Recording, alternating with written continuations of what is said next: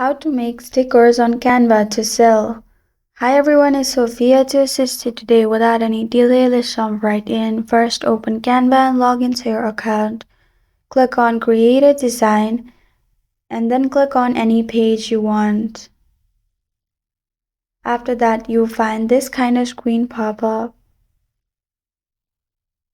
In here, simply go to Elements and scroll all the way down till you find Stickers.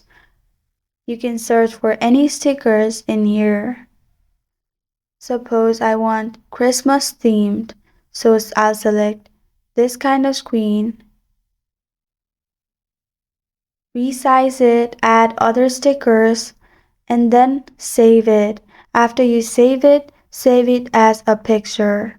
Then you can simply upload this picture on any page to sell. After that, you're good to go. That's how to make stickers on Canva to sell. Thank you for joining me today. If this video helped you out, please leave a like and subscribe for more. Got a question or want to suggest a topic? Comment below. I am Sophia signing off. Until next time.